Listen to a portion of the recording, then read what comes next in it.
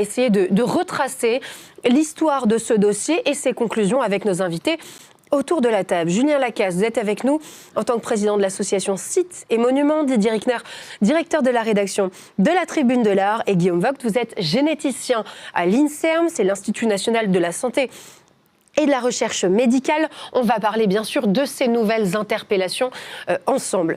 Didier Rickner, Julien Lacasse, quand on découvre ça, on a l'impression que c'est une mauvaise blague. On a l'impression d'être dans un scénario de science-fiction et on se dit évidemment que si on avait pris plus au sérieux ce document, on aurait pu éviter le vol des joyaux de la couronne. Ça a quand même quelque chose d'ultra rageant. Oui, c'était. Déjà, il faut souligner que c'est une très bonne idée de consulter le privé, de consulter donc l'équipe de sécurité d'un des plus grands joailliers français de la place Vendôme, dont le métier est de gagner de l'argent et donc de ne pas en perdre. Et donc évidemment, le risque de vol est pour eux quelque chose de très important. Et ce qui est dommage, c'est qu'on n'en ait rien fait, parce que tout était écrit quasiment d'avance. Voilà, le balcon, la fragilité de la fenêtre, la caméra qui est tournée du mauvais côté. On a l'impression que c'était... il suffisait finalement de suivre le mode d'emploi et de se servir, en fait. C'est peut-être le plus dingue, c'est que ce scénario était décrit presque dans les mêmes conditions que ce qui s'est effectivement déroulé. En tout cas, on pointe du doigt, Didier Rickner, la vulnérabilité de ce balcon. On dit que ce balcon, finalement, est accessible avec des cambrioleurs chevronnés par une nacelle. Pardon, mais c'est exactement ce qui s'est passé. C'est une nouvelle information qui prouve, une fois de plus, que le Louvre n'a pas mis la sécurité au cœur de ses préoccupations, contrairement à ce que dit sa présidente Laurence Descartes, et c'est un euphémisme de le dire. Tout cela ne vient que confirmer, une fois de plus, que plutôt que de mettre de l'argent là où il le fallait, on a choisi de reporter des dépenses qui étaient indispensables. On le voit. Donc c'était en 2018. En 2018, ce n'est pas Laurence Descartes, c'est Jean-Luc Martinez qui est là. Mais il faut savoir qu'en 2019, il lance un schéma directeur sûreté qui englobe tous les sujets. Et qui prend en compte cet audit ? Alors ça, je ne sais pas s'il prend en compte cet audit. En tout cas, ce qui est sûr, c'est que moi j'ai les documents, avant-projet définitif, sur la vidéosurveillance, sur les réseaux, sur les postes de commandement. Et en 2022, tous ces documents sont prêts, avec tout ce qu'il faut pour sécuriser le Louvre. Et Laurence Descartes, devant la commission de l'Assemblée nationale, a dit qu'en 2022, il y avait des documents, effectivement, on lui avait montré, mais qu'il ne prenait pas en compte la vidéosurveillance extérieure, il ne prenait pas en compte les postes de commandement. Tout cela est faux, j'ai les documents qui le prouvent. Et elle a reporté de plusieurs années, puisqu'on est en 2025, fin 2025, et on est juste en train de lancer des appels d'offres qui auraient pu être lancés en 2022. Donc voyez, on aurait encore une fois pu éviter ce drame. On ne peut pas faire de la politique fiction, ce qui est sûr, c'est qu'on n'a pas tout fait pour l'éviter. Une question aussi qui se pose assez naturellement avec ces 4 nouvelles interpellations. Est-ce que c'est probable que les voleurs se soient basés sur les conclusions même de cet audit pour entreprendre ce casse ? Ça, il faudra demander à la police et puis c'est l'enquête qui... Mais ça implique qu'il y ait une... Non, mais c'est une possibilité. En fait, les policiers que j'ai rencontrés depuis, que j'ai vus depuis, et tout le monde pense effectivement, comme c'est... On parle de tout, on parle de la nacelle, on parle de la caméra qui est mal orientée, etc. C'est incroyable. Alors c'était en 2018, c'était il y a 7 ans. Mais ça implique une complicité interne, ou peut-être que ces documents aient été mobilisés à mauvais escient. Les documents n'ont pas été manifestement... Alors ce que dit Laurence Descartes et le Louvre, c'est qu'ils n'avaient pas connaissance de ce document avant le casse, ils ont eu connaissance après le casse. Moi, vu que tout ce qu'ils disent est sujet à caution, j'attends d'être sûr de cela. Mais c'est possible, mais je ne crois pas trop. En tout cas, ils n'ont pas cherché à se procurer les documents qui concernaient la sécurité de la galerie d'Apollon. Ça, c'est vraiment incroyable. C'est-à-dire que l'argument de la direction, c'est de dire donc, que lorsque Laurence Descartes est arrivée à la tête du musée en 2021, ce document ne lui a pas été communiqué. Pardon, mais est-ce que ça, c'est juste possible dans le cadre d'une transition ? C'est impossible. C'est impossible à tout point de vue. C'est impossible dans les faits, puisque c'est quand même un document qui souligne l'une des failles majeures, sont les termes de l'audit, de la sécurité du musée. Donc quand on voit ça, quand même, on peut supposer que ça marque les équipes. Et juridiquement, c'est absolument impossible. C'est-à-dire que le directeur d'un musée est nécessairement au courant des audits qui ont été faits, en plus, il y a 3 ans, c'est pas il y a 15 ans. Donc de dire, il ne m'a pas été communiqué, donc je peux légitimement, en fait, ne pas en tenir compte. J'ai pu ne pas en tenir compte parce qu'il ne m'avait pas été communiqué. Qu'est-ce que ça veut dire ? On est à la tête d'un établissement public, on a nécessairement connaissance des audits qui ont été faits quelques années auparavant. Enfin, je vais même un peu plus loin, mais étonnant. dans cette passation entre ces deux directeurs du musée, ça veut dire que la passation ne s'est pas passée comme prévu. Si on en croit ce qu'a dit Laurence Descartes, ça veut donc dire que l'un des deux, en l'occurrence peut-être Jean-Luc Martinez, aurait omis de lui transmettre des documents faisant état de cette vulnérabilité. Je ne vais pas défendre Jean-Luc Martinez, j'ai été très critique, au moins aussi critique sur Jean-Luc Martinez que je le suis aujourd'hui sur Laurence Descartes, qui est parti alors qu'il pensait être renouvelé. Il n'a pas été renouvelé, il n'a pas été viré, comme on dit, mais il n'a pas été renouvelé. Donc il n'est pas parti dans les meilleures conditions.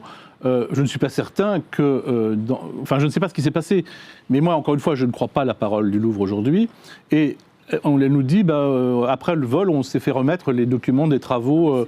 Donc ça veut dire que ces documents, ils étaient classés avec les travaux de la galerie d'Apollon. Au moment du vol, on se rend compte qu'ils existent et donc on les transmet à Laurence Descartes. Voilà, et puis surtout, ce que j'ai appris de plus, qu'on a appris aussi, c'est que apparemment la police, la justice n'avait pas encore ces documents, alors qu'elle dit qu'elle les a eus après le vol. C'était il y a un mois le vol. Donc ça veut dire que depuis, le Louvre n'a pas communiqué ce document à la police et à la justice. Ça, je n'ose même pas y croire, parce que là, c'est...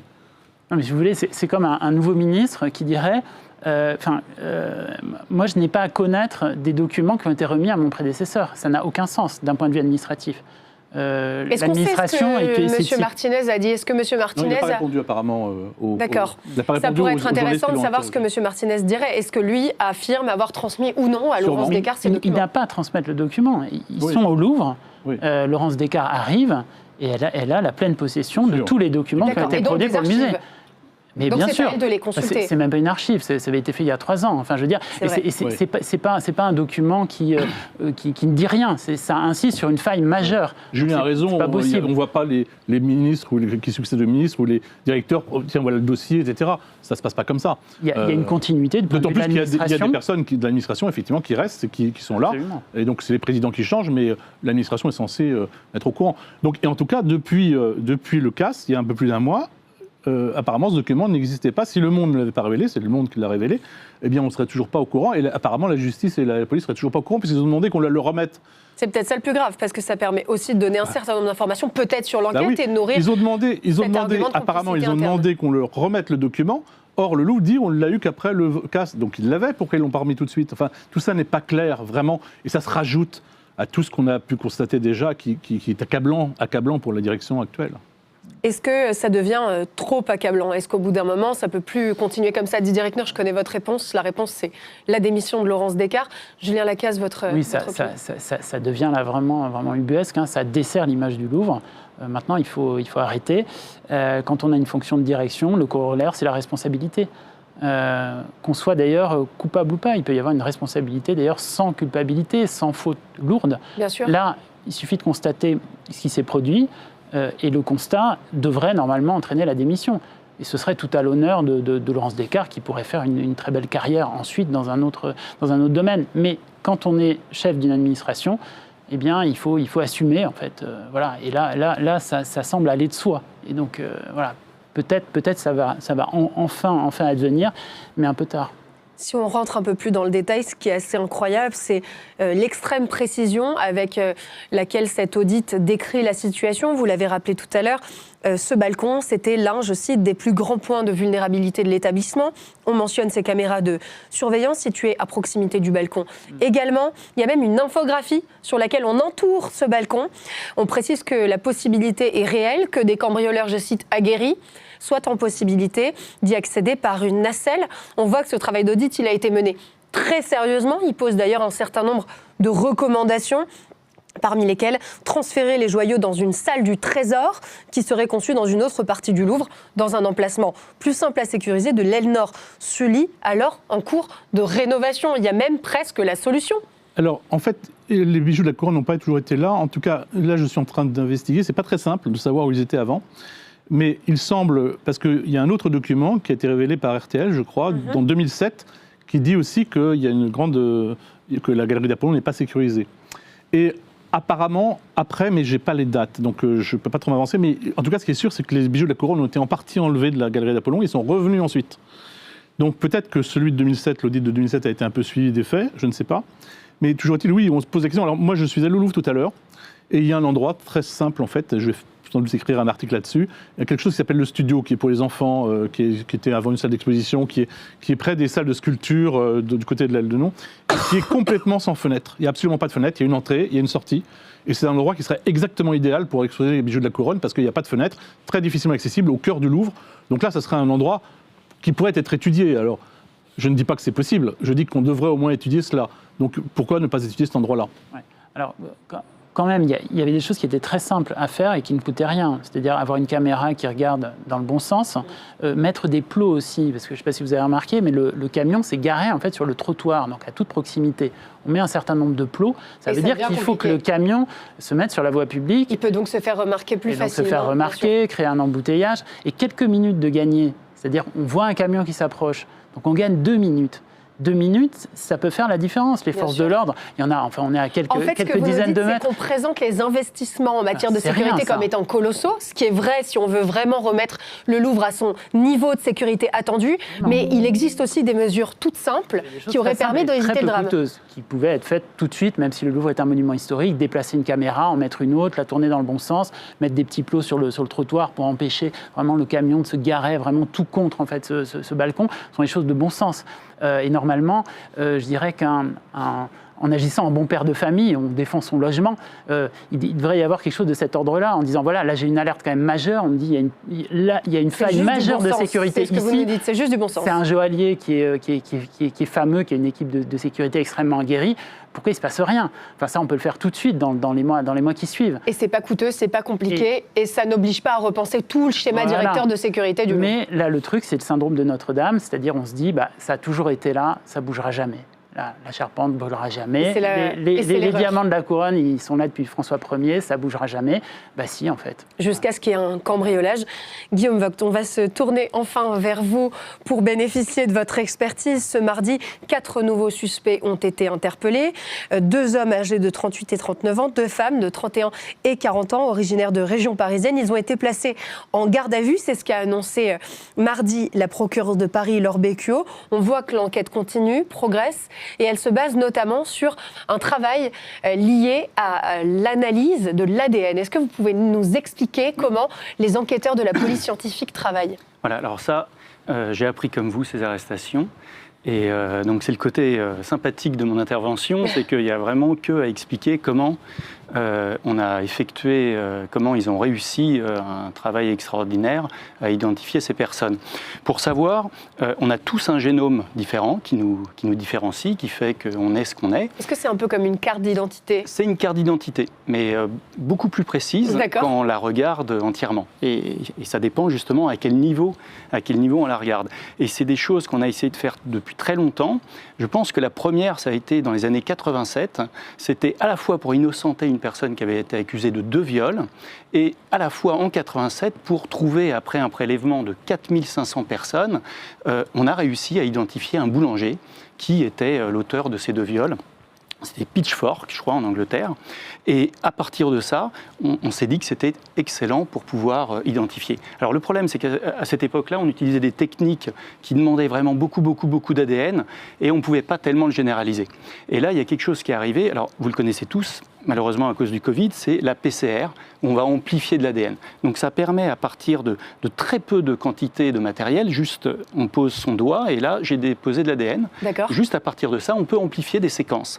Et vous avez dans votre génome des séquences très spécifiques. Alors il faut savoir que éthiquement, il ne faut pas savoir si la personne va avoir Alzheimer ou du diabète parce que c'est quelque chose qu'on peut voir directement sur le génome? On pourrait le voir, mais c'est quelque chose qu'on essaie d'éviter. D'accord. C'est pas l'objectif de toute manière. C'est pas l'objectif, c'était identifier quelqu'un à partir de son ADN par rapport à ce qu'on a retrouvé sur la scène du crime.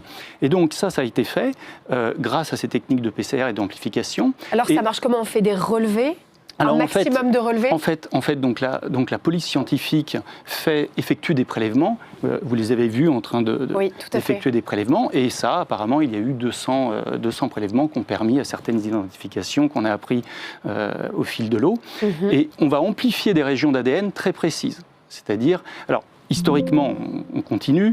Ce qui s'est passé, c'est que grâce à la PCR, dans les années 94 en Angleterre, on a réussi à amplifier ces séquences-là et à identifier une personne grâce à cette banque. Et ensuite, le FBI en 97 a fait le CODIS. Et nous, en France, malgré on a une loi qui est très restrictive au niveau des données génétiques, qui nous empêche, enfin qui encadre... Qui est là pour nous protéger, qui est là évidemment. pour nous protéger et qui encadre exactement ce qu'on peut faire. C'est vis-à-vis du Code pénal 1610 qui nous dit qu'il y a une non-patrimonialité du corps humain. Donc on ne peut pas vendre ses organes et on ne peut pas vendre son ADN. Donc à partir de ça, c'est très encadré.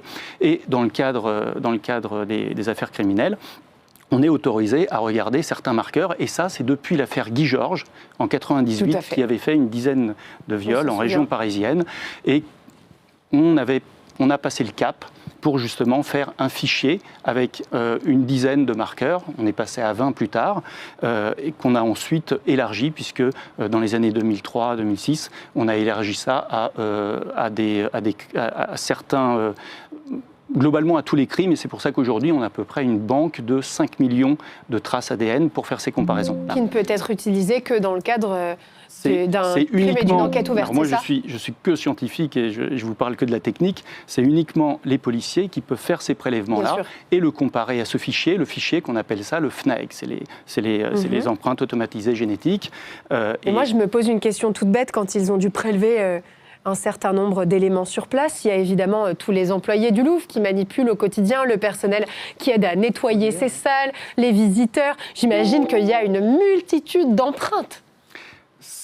Comment on fait le tri ? Alors ça, il faudrait inviter justement on le fera. Les personnes de la police scientifique, que ce soit la police ou les gendarmes. Mais ça doit être un travail très fastidieux quand même. Fastidieux et compliqué parce qu'effectivement, il faut éviter les ADN mélangés. Si vous avez plusieurs ADN sur cette table, beaucoup de personnes, et on ne peut rien trouver. Donc, il faut leur demander. Mais voilà, ils sont intéressés à la fenêtre, à l'endroit. D'accord. Et donc peut-être au parcours qui a été privilégié. Surtout les objets, je pense, qui ont été oubliés par les personnes et abandonnés, etc. D'accord. Qui donnent peut-être des informations plus claires. Mais ça, il faut leur demander. Donc le point, c'est ça, c'est que grâce à ce fichier-là, d'ailleurs ce fichier est généralisé au monde entier, parce que grâce à Interpol, il y a 195 pays qui utilisent globalement ces 20 mêmes marqueurs.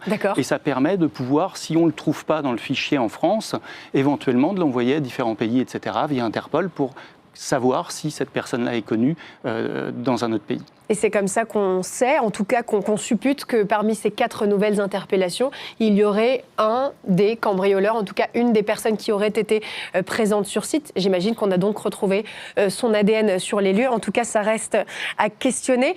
Cette question de l'ADN, elle se pose aussi sur les bijoux ou pas du tout ? Est-ce que si demain on retrouve des bijoux et qu'on se pose la question légitime de savoir si ce sont les joyaux volés de la couronne, on va mener des investigations d'ADN ou pas ? De quelle sorte ? Pour regarder qui... Pour regarder si on retrouve les mêmes traces d'ADN. Oui, tout à fait. Ça dépend de beaucoup de choses. S'ils avaient des gants, s'ils n'avaient pas de gants, s'ils ont contaminé leurs gants. Mais encore une fois, moi, c'est vraiment que la technique d'identification. Je ne veux pas vous mettre en difficulté, c'est que je me pose plein de questions pour qu'on essaye de démêler cette affaire. Le fait que l'enquête progresse, c'est quand même une bonne nouvelle. Ça veut dire qu'on avance, que les services de police font un travail formidable et vont de plus en plus loin. Ce que je dis souvent, c'est que la police fait un travail formidable, contrairement à ce qu'a fait le Louvre. Et donc, c'est facile, évidemment, bien sûr, mais c'est vrai que la police fait un travail formidable. Maintenant, le travail formidable, ce sera de retrouver les bijoux. Là, on s'en éloigne quand même de plus en plus. Est-ce qu'on peut légitimement dire que c'est fichu ? Ah, pas du tout, non. Il y a plein de vols pour lesquels on a retrouvé les œuvres longtemps après. Des fois, on ne les retrouve pas. Évidemment, s'ils ont été désertis, ce que je ne veux pas croire, et ce qui n'est pas du tout certain, s'ils ont été désertis, on ne les trouvera pas. Mais je pense qu'on peut les retrouver, bien sûr. D'autant plus que maintenant que... Le problème est de savoir qui a commandé, qui a demandé à ces... Oui, le commanditaire. Qui a demandé de le faire, pourquoi. Et... si on n'arrive pas à retrouver cela, ça sera plus compliqué.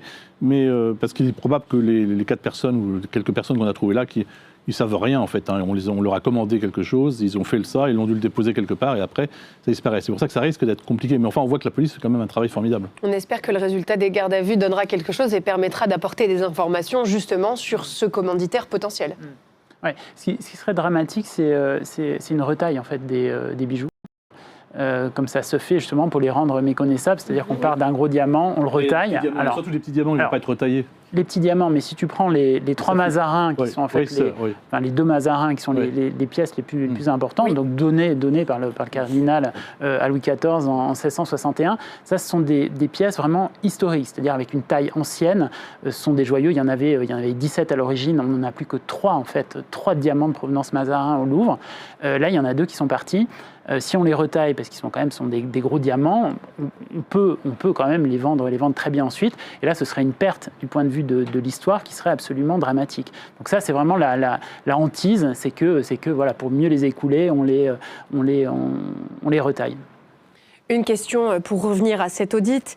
Est-ce qu'on a une idée des autres éléments qui seraient mentionnés dans cet audit? Là, évidemment, avec cette histoire qui concerne ce casse et ce cambriolage, on a fait un focus évident là-dessus. Est-ce qu'il y a d'autres choses qui nous alertent sur d'autres éléments importants qui concernent la sécurité du Louvre? Alors, cet audit de 2018, moi je ne l'ai pas vu. C'est le journaliste du Monde qui ne l'a pas en sa possession, parce que j'ai compris qu'il l'a consulté. Il l'a simplement consulté. Il l'a consulté, donc je ne peux pas dire ce qu'il y a dans cet audit. Mais on imagine que ça ne concerne pas exclusivement le balcon de la galerie d'Apollon. Mais il y a eu plusieurs documents, il y a plein de documents, il y a eu des... J'ai vu qu'il y avait un document aussi en 2007. Oui, c'est ce document dont je parlais tout à l'heure, effectivement, document révélé par RTL. Donc ce document, je ne l'ai pas non plus, je n'en ai pas connaissance, mais il y a eu des documents, il y a eu un audit, en revanche, que j'ai pu consulter, que beaucoup de gens ont consulté.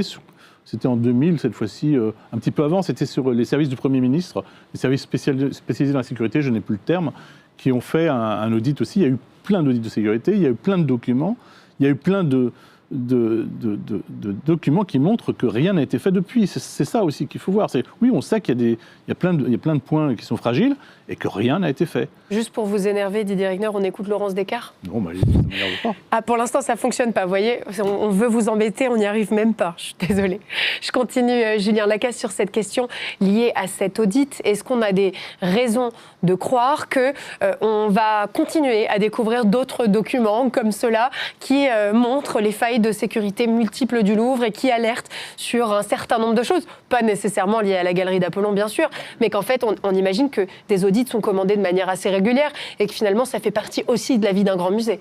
Ouais. Je n'en sais strictement rien. Enfin, tout ce que je sais, c'est que une présidente directrice d'un établissement public comme le Louvre doit avoir la maîtrise de ses audits. Ils ne sont pas si vieux, hein. Celui-là il datait de 3 ans après sa prise de fonction, qui souligne des failles majeures dans le système de sécurité du Louvre. Ce sont des choses qui ne peuvent pas passer inaperçues, ce n'est pas possible. Et si ça passe inaperçu, de toute façon, c'est sa responsabilité aussi, ça veut dire que les services ne sont pas en ordre.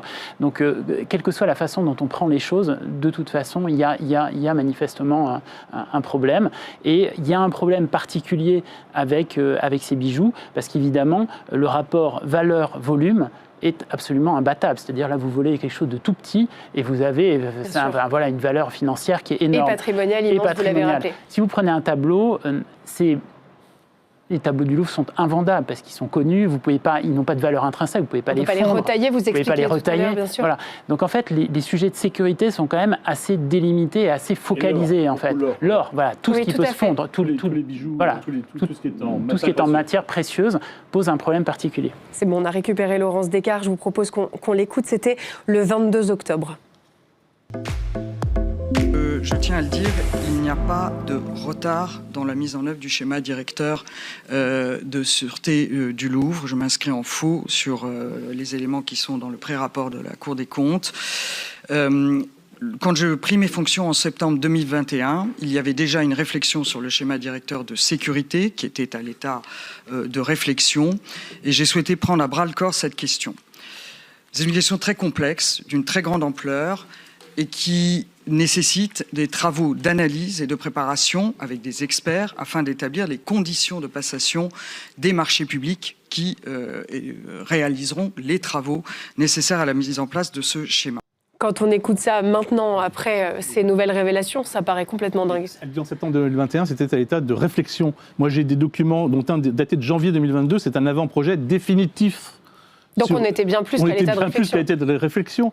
Donc je voudrais quand même préciser une chose, parce qu'effectivement, Laurence Descartes, j'en parle beaucoup, je n'ai pas de croisade personnelle contre Laurence Descartes, certains voudraient le faire croire. Je l'ai rencontrée 3 fois dans ma vie, j'ai déjeuné une fois avec elle il y a très très longtemps, je l'ai vue 2 fois très peu de temps après sa prise de fonction, on a parlé, mais je ne la connais pas spécialement, simplement je ne juge que ce qu'elle fait ou ce qu'elle ne fait pas, et ce qu'elle dit.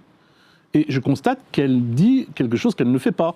Et là, par exemple, quand elle raconte cela devant l'Assemblée nationale, je crois, c'est ou le Sénat, je ne sais plus si c'était... Il me semble que c'était l'Assemblée nationale. Oui. Elle dit des choses qui sont fausses à la représentation nationale. Alors, je sais bien qu'elle n'a pas prêté serment avant, c'est dommage qu'on ne lui ait pas fait prêter serment, mais enfin, à un moment donné, ça n'est pas possible. Je pense quand même c'est un pays où la responsabilité, ça existe. Oui, et puis on engage derrière un trésor national qui est le musée du Louvre. Ouais. Puis aussi, c'est une culture qui est très française, qui est celle des grands projets, de ce qui se voit, de ce qui est marquant. On va marquer en fait un musée, sa présidence par une nouvelle entrée monumentale. En revanche, l'entretien, la sécurité, ça se voit pas. C'est pas glamour. C'est pas glamour. Alors pourtant, c'est essentiel. Mais effectivement, c'est pas comme ça qu'on brille, et c'est pas comme ça qu'un président de la République brille non plus en disant ben voilà, j'ai réglé toutes les questions de sécurité au Louvre. Oui, parce que ça ne se voit pas. Et voilà. Mais le problème, c'est que si on est vraiment focalisé sur des questions architecturales, de grandes révolutions du musée, de faire une nouvelle entrée, eh bien, on consacre moins de temps, moins d'énergie, moins d'attention à d'autres sujets qui pourtant sont essentiels. Est-ce que vous demandez que ces rapports, ces audits soient publiés, soient rendus publics ? Ça serait la moindre des choses qu'on y ait tous accès ? Bien sûr. Ce sont des documents. Il y a un autre rapport, c'est celui de l'inspection du ministère de la Culture, qui est conservé secret. Alors, Rachida Dati, la ministre de la Culture, on a parlé un petit peu en disant qu'il était quand même un petit peu problématique, mais on n'a pas donné le détail. Et d'après mes sources, le détail est accablant. Et c'est pour ça qu'on ne veut pas le diffuser. Moi, j'ai demandé, on me refuse. Alors, on passera bien sûr par la CADA, à chaque fois on fait ça, mais on l'a beaucoup trop tard. Ça sera très long. Mais ce sera très long. Et il n'est pas normal que ce rapport, on ne puisse pas l'avoir. Maintenant que le mal est fait. Après, c'est vrai que s'il y a d'autres détails, d'autres failles qui n'auraient pas été pour le moment, autant ne pas les donner, on peut caviarder, mais il faut un minimum quand même un minimum de transparence maintenant que le mal est fait et que les bijoux maintenant sont en lieu sûr. On continuera évidemment à suivre ce dossier dans l'émission. Merci beaucoup à tous les trois d'avoir été présents sur le plateau de Bienvenue en Ile-de-France. Et on passe tout de suite à l'entretien culture.